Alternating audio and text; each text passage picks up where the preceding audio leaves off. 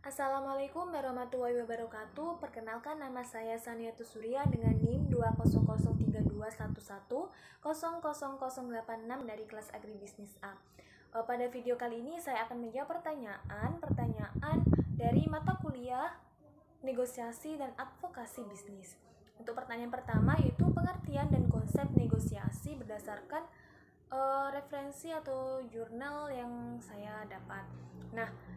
Negosiasi adalah proses tawar-menawar dengan jalan berunding guna mencapai kesepakatan bersama antara satu pihak dengan pihak yang lain.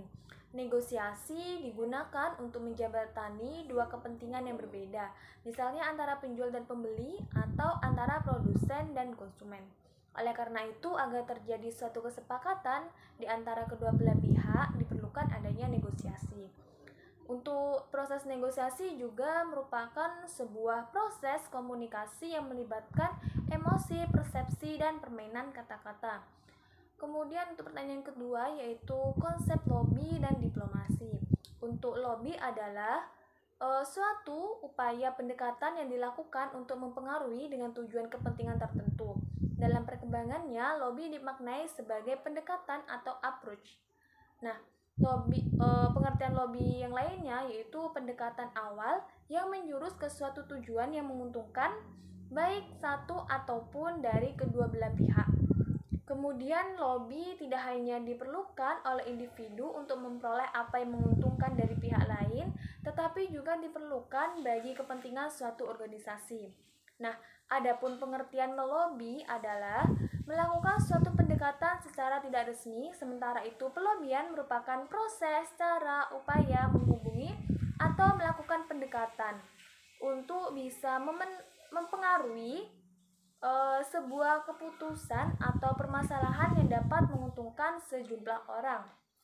Usaha mempengaruhi pihak lain dalam memutuskan sebuah perkara atau permasalahan biasanya dilakukan dengan cara berunding secara tidak resmi atau berunding secara pribadi. Lobby dilakukan dengan tujuan mempengaruhi secara persuasif supaya pihak lain mau memenuhi keinginan dan tujuan pihak yang melobi. Kegiatan melobi bisa menambah jaringan koneksi di beberapa sektor, sementara keberhasilan lobby dipengaruhi seberapa banyak dan luas jaringan yang dimiliki oleh pihak yang melobi. Sementara untuk diplomasi adalah komunikasi yang dilakukan antara berbagai pihak, termasuk juga negosiasi di antara wakil-wakil atau presentasi yang sudah diakui. Praktik-praktik atau di tingkat negara seperti itu sudah melembaga sejak dahulu dan kemudian menjelma pada aturan-aturan hukum internasional.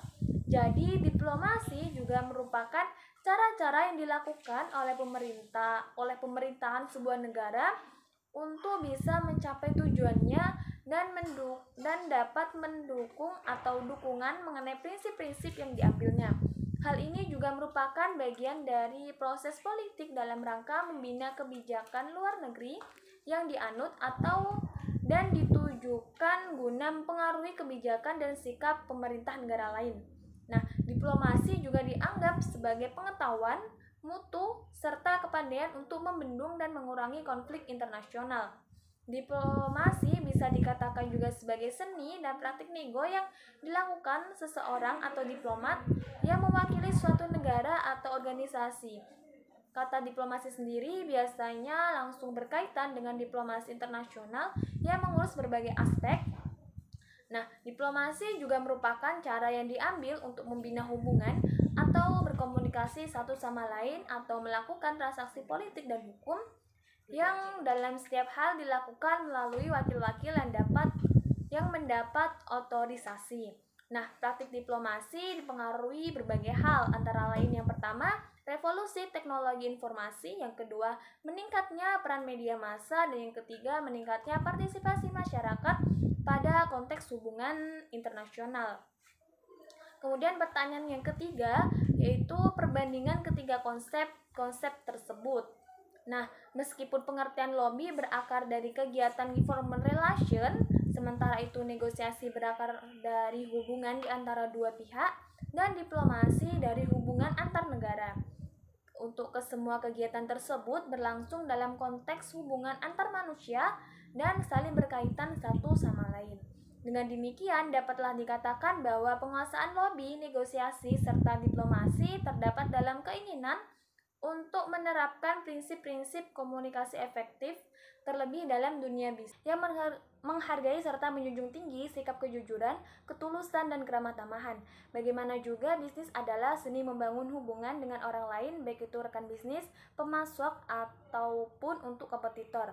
Keengganan untuk membangun hubungan yang baik tersebut sedikit banyak tuh menciptakan anggapan yang negatif di tengah-tengah khalayak masyarakat terkait lobi, negosiasi, ataupun diplomasi. Sekian dari saya. Wassalamualaikum warahmatullahi wabarakatuh.